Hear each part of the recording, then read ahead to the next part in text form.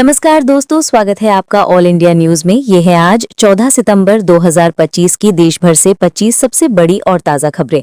तो चलिए बिना देरी के शुरू करते हैं। पीएम मोदी का मणिपुर दौरा। प्रधानमंत्री नरेंद्र मोदी ने आज मणिपुर का दौरा किया, जहां उन्होंने शांति और विकास का संदेश दिया। उन्होंने लगभग 1200 करोड़ रुपए की 17 विकास परियोजनाओं का उद्घाटन किया और विस्थापित लोगों से मुलाकात की। पीएम ने 7000 नए मकानों के निर्माण की घोषणा भी की। इस दौरे को क्षेत्र में स्थिरता लाने के प्रयास के रूप में देखा जा रहा है। मिजोरम में रेलवे का नया अध्याय। आज मिजोरम के आइजोल में बीराबी सायरांग रेल लाइन का उद्घाटन हुआ। ये 51.38 किलोमीटर की नई रेल लाइन आइजोल को सीधे भारतीय रेलवे नेटवर्क से जोड़ती है।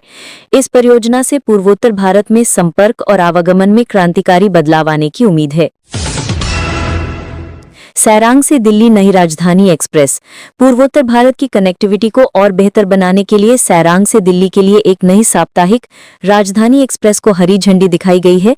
ये सेवा इस क्षेत्र के लोगों के लिए राजधानी तक की यात्रा को और भी सुगम बनाएगी।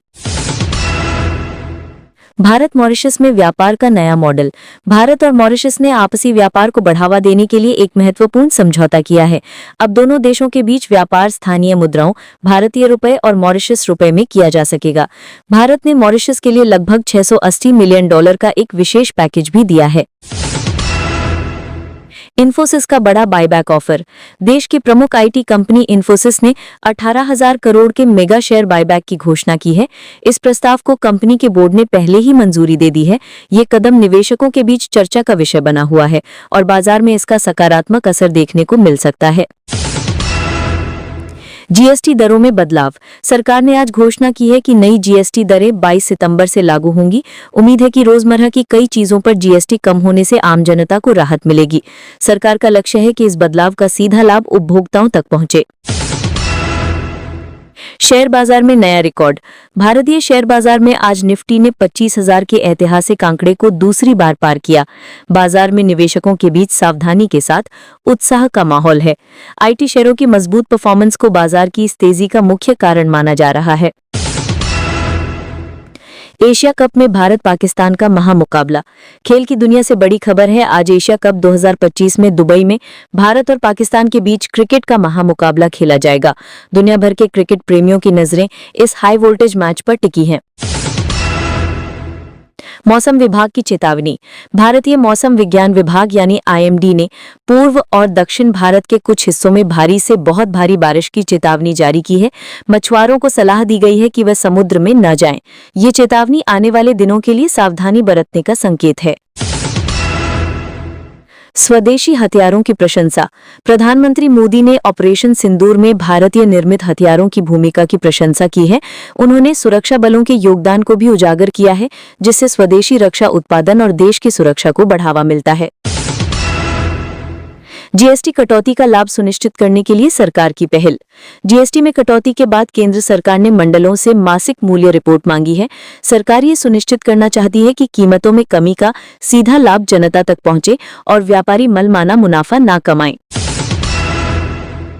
सेबी की महत्वपूर्ण बैठक। भारतीय प्रतिभूति और विनिमय बोर्ड यानी सेबी की एक महत्वपूर्ण बोर्ड मीटिंग में कई बड़े फैसले लिए गए। इनमें आईपीओ नियमों को आसान बनाना, विदेशी पोर्टफोलियो निवेशकों के लिए पहुंच बढ़ाना और रियल एस्टेट इन्वेस्टमेंट ट्रस्ट यानी आरईआईटी को इक्विटी का दर्जा देना शामिल है।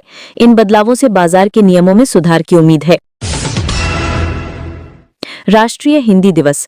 आज 14 सितंबर को पूरे देश में राष्ट्रीय हिंदी दिवस मनाया जा रहा है।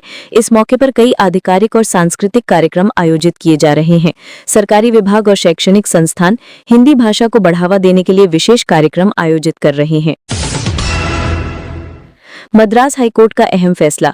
मद्रास हाईकोर्ट ने सेगूर पठार हाथी कॉरिडोर पर रिजॉर्ट्स और होटलों जैसे व्यावसायिक निर्माणों पर पूर्ण प्रतिबंध लगा दिया है। ये फैसला हाथियों के प्राकृतिक रास्ते और जैव विविधता को संरक्षित करने के उद्देश्य से लिया गया है। सुप्रीम कोर्ट में वक्फ अधिनियम पर सुनवाई।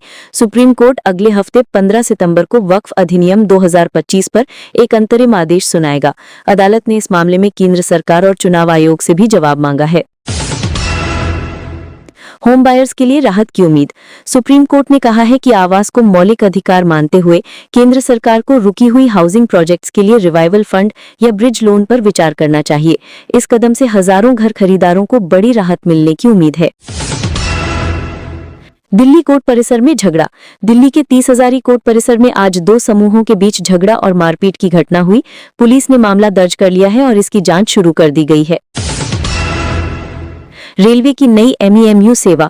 साउथ ईस्ट सेंट्रल रेलवे ने छत्तीसगढ़ में रायपुर और राजम के बीच 18 सितंबर से एक नई MEMU सेवा शुरू करने की घोषणा की है। ये सेवा विशेष रूप से तीर्थयात्रियों के लिए फायदेमंद होगी। अंतरिक्ष में भूचुंबकीय तूफान की चेतावनी। विज्ञान की दुनिया से एक खबर है। अमेरिकी अंतरिक्ष एजेंसी नोआ ने आज 14 सितंबर के लिए जीवन श्रेणी के भूचुंबकीय तूफान यानी जियोमैग्नेटिक स्टॉर्म की चेतावनी जारी की है। इस तूफान से सैटेलाइट सेवाओं पर असर पड़ सकता है और उच्च अक्षांशों पर खूबसूरत ऑरोरा देखे जा सकते हैं। क्रिकेट में नया विवाद। एशिया कप से पहले एक नया विवाद सामने आया है। पाकिस्तान सुपर लीग की एक टीम ने भारत के खिलाफ मैच का बहिष्कार करने की धमकी दी है। इस कदम को राजनीतिक और खेल के बीच बढ़ते तनाव का परिणाम बताया जा रहा है।